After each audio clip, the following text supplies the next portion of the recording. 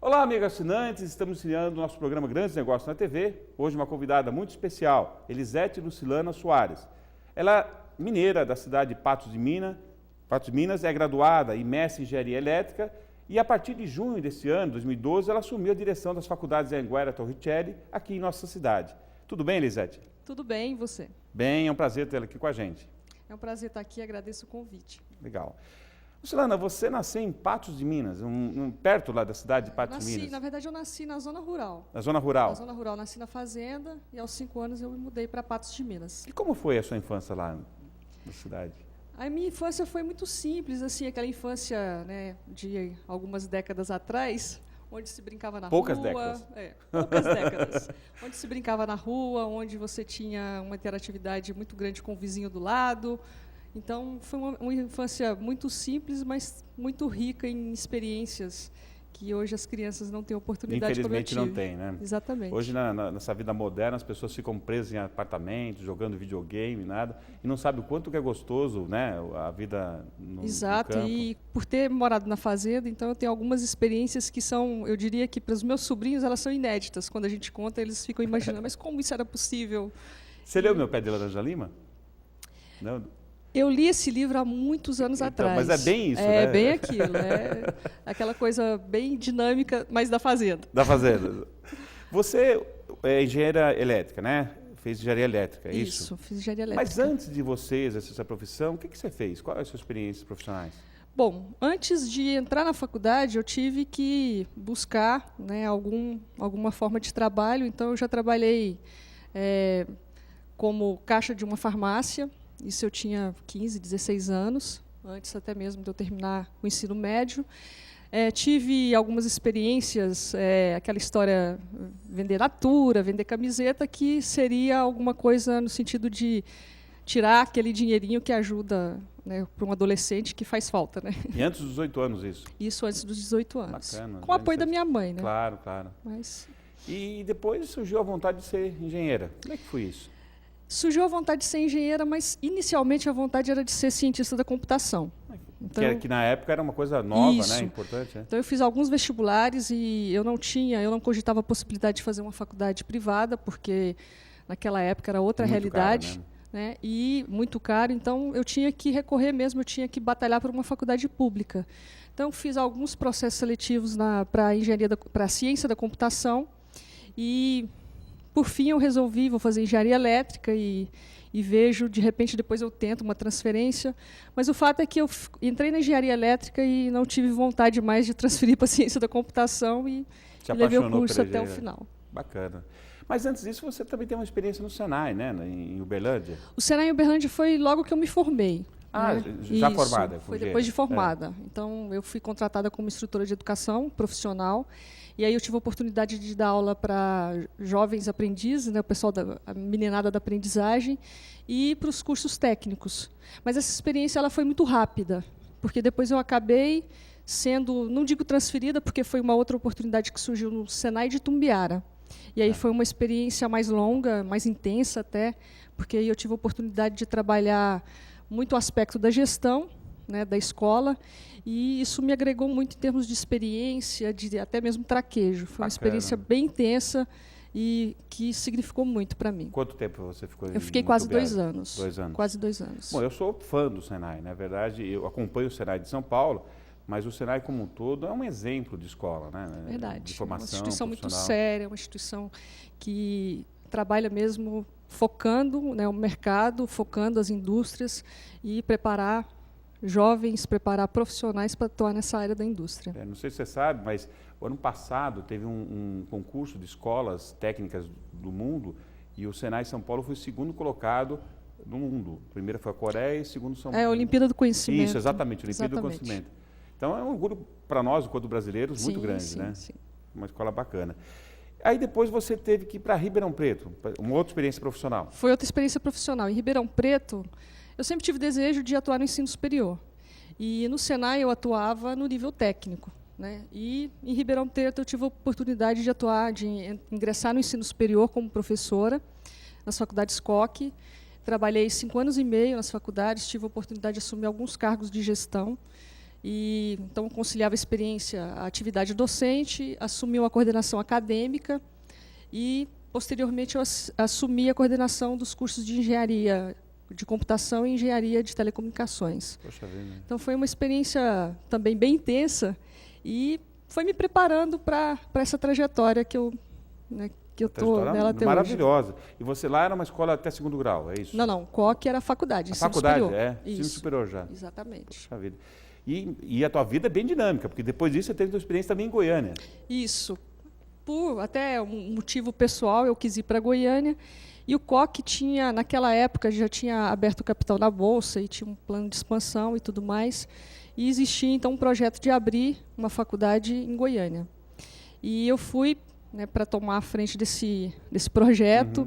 E o Era novo, então, lá? Era um projeto novo. Existia uma escola, né, de cursinho, ensino médio, que era do Koch, mas não tinha ensino superior. E existia o projeto de abrir a faculdade, né, e eu trabalhei à frente desse projeto, mas também existia uma indefinição por parte dos mantenedores se realmente abriria a faculdade lá ou não. E, nesse meio tempo, o Senai me assediou, de uma certa forma, né, o Senai de Goiás, e eu acabei voltando para o Senai, no Trabalhando Afatec. nos 2 lugares, então? Não, aí eu acabei deixando o Koch. Tá. E o Koch também abortou o projeto de abrir lá, e foram 2 coisas que aconteceram muito próximas.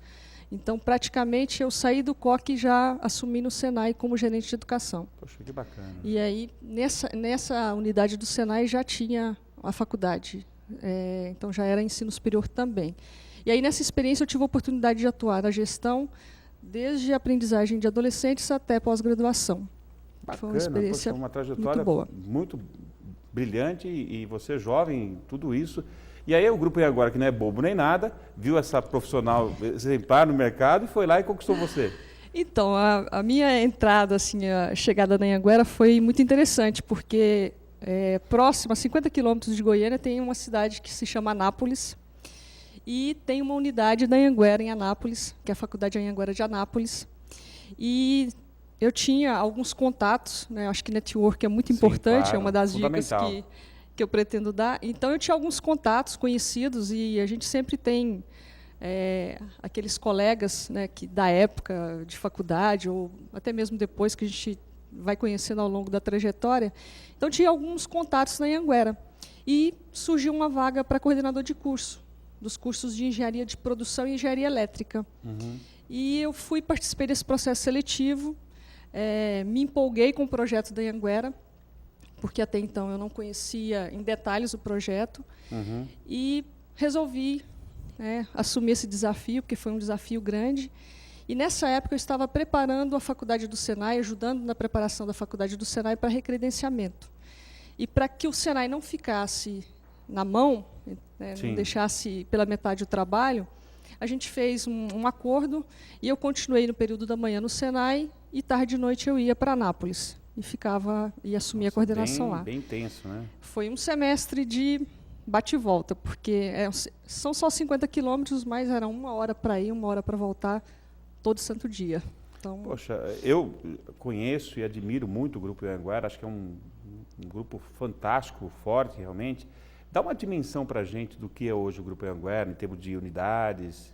A Anhanguera, hoje, é o maior grupo educacional da América Latina. Né? A gente tem hoje por volta de 400 mil alunos. E temos cerca de 73 unidades, né?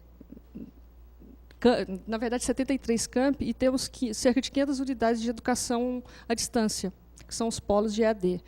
Então, está presente hoje em praticamente todos os estados. Então, isso tomou uma proporção, né, extremamente significativa. E acho que o grande entusiasmo, né, nosso como gestores é esse desafio de levar a educação de qualidade, de buscar excelência e ocupar esse espaço que, graças a Deus, a gente está conquistando. Muito bacana. E são brasileiros os donos? Sim, né? sim. Que bom, Que orgulho para a gente, né, enquanto brasileiro. Hoje a Anhanguera é uma corporação, né, uma instituição de capital aberto, então são vários donos. Sim. E ela já expandiu para a América Latina ou não? Ou só no Brasil? Só no Brasil. É. Só no Brasil. Que bacana. Então, realmente... Por enquanto. Por enquanto, mas com esse dinamismo, com essa força, realmente tem tudo para expandir para a América, com certeza. Você, com toda essa base, tudo, existe... O que você pode falar de diferencial do Grupo Anhanguera que a torna tão importante e tão forte no mercado? A gente tem como foco preparar o nosso aluno para o mercado de trabalho. Então, sem dúvida nenhuma, a gente une conveniência, né, com conteúdo voltado para o mercado de trabalho, e isso agrega muito valor, né, aos nossos cursos, por meio de metodologias inovadoras, para que a gente permita que realmente esse aluno seja preparado para atuar nesse mercado competitivo, mas com conhecimento de ferramentas adequadas para enfrentar os desafios que a gente sabe o quão o mercado é agressivo. E aí, engajados, né, nesse projeto, até mesmo de expansão que o Brasil atualmente busca e tem conquistado espaço, a gente procura, né, fazer parte desse projeto aí, que é ajudar o nosso aluno a conquistar espaço, a realizar seu projeto de vida. E, para isso, a gente tem que buscar constantemente inovações, constantemente possibilidades, ou seja, ajudar esse nosso aluno a tornar viável todo esse projeto. Então, para isso, a gente precisa buscar e oferecer para o aluno, além desses currículos inovadores, também que ele tenha que isso seja viável. Então, por meio de bolsas, financiamento, nós temos o FIES, que atualmente, para o nosso aluno, eu acho que para qualquer aluno, faz uma tremenda diferença a partir do momento que possibilita financiamento do seu curso. Juros baixíssimos, né? Juros baixíssimos, são juros inferiores aos juros da poupança. Então, até aquele aluno que tem condições de pagar sua faculdade, compensa fazer uma poupança, né, poupar essa mensalidade e, ao término da faculdade, se ele não quiser pagar o financiamento, ele pode quitar o financiamento ainda com um trocadinho ainda. É verdade, é importante. E um projeto assim que eu sou apaixonada dos projetos, dos diferenciais da Anhanguera, é o programa do livro-texto.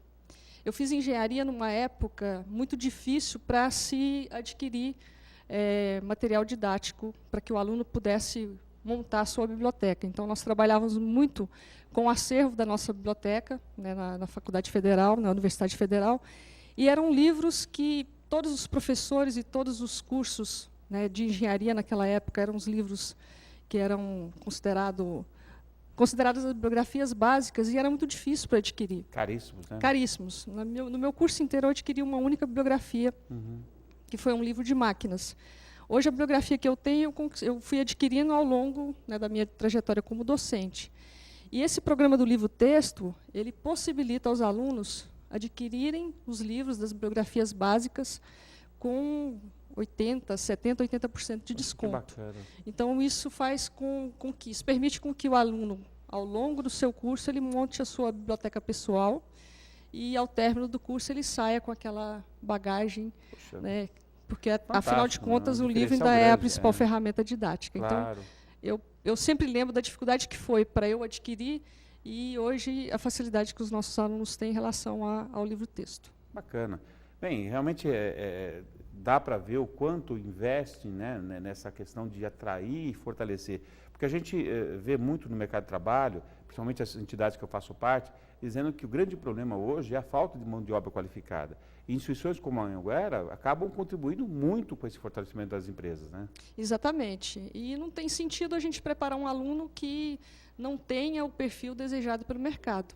E o nosso aluno, ele vem de uma classe que realmente batalhadora, trabalhadora. O nosso aluno é um trabalhador, então ele vem buscar melhores oportunidades, ele vem, por meio da educação, tentar abrir portas e crescimento profissional. Então, é importante que a gente viabilize isso para ele.